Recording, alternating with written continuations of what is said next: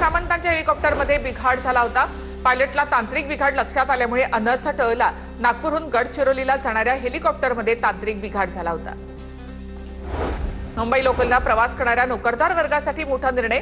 केंद्र सरकारने मंजूर केलेल्या एसी लोकल पुढच्या वर्षी दाखल होणार। मुख्यमंत्र्यांच्या मागणीनुसार 238 एसी लोकल मंजूर करण्यात आल्या आहेत।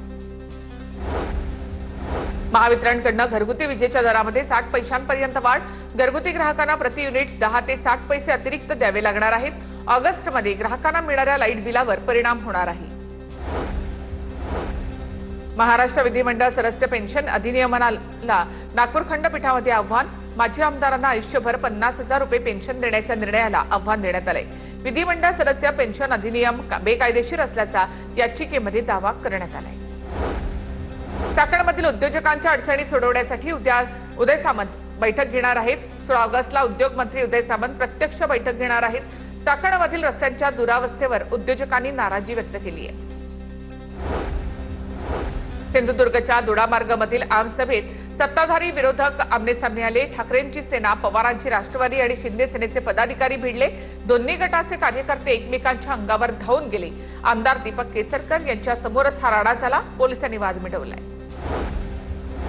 मुंबईहून दिल्लीला जाणाऱ्या विमानामध्ये बॉम्ब असल्याची अफवा उड्डाणापूर्वीच विमान थांबवलं। विमानामधील प्रवाशांनी माझ्या बॅगमध्ये बॉम्ब असल्याचं सांगितल्यावर खळबळ उडाली। सीआयएसएफने तात्काळ कारवाई करत प्रवाशाला ताब्यात घेतलं। मी मजेत बोललो। चौकशीनंतर आरोपी प्रवाशानं हा दावा केलाय। मोशी कचरा डेपो दुर्घटनेमधील मृताच्या पत्नीनं जीवन संपवलं। मृत नागेश गायकवाड यांच्या पत्नी सोनाली गायकवाड यांनी रात्री गळफास घेऊन आपलं जीवन संपवलं। भोसरी एमआयडीसी पोलीस ठाण्यामध्ये आकस्मिक मृत्यूची नोंद। सहाय्यक नगर रचनाकाराकडे 3.25 कोटींची बेहिशोबी मालमत्ता। लाचलुचपत विभागाकडून गुन्हा दाखल। उत्पादनापेक्षा 2,76,41,000 रुपयांची बेहिशोबी मालमत्ता आढळली। पुणे पालिकेच्या सहाय्यक नगर रचनाकाराविरुद्ध गुन्हा दाखल। नाशिक महापालिकेसमोर खड्ड्यांच्या मुद्द्यावरून शरद पवारांच्या राष्ट्रवादीचे आंदोलन। पोवाडे गात कार्यकर्त्यांनी प्रशासनाला जाब विचारला। रायगडमध्ये अतिवृष्टीचा मोठा फटका। कामिणी, आंबेनळी आणि वरंधा घाट 1.5 महिन्यांपासून बंद। एसटी महामंडळाचे कोट्यवधींचं उत्पन्न बुडालं। पर्यायी मार्गामुळे प्रवाशांच्या खिशाला अतिरिक्त भुर्दंड।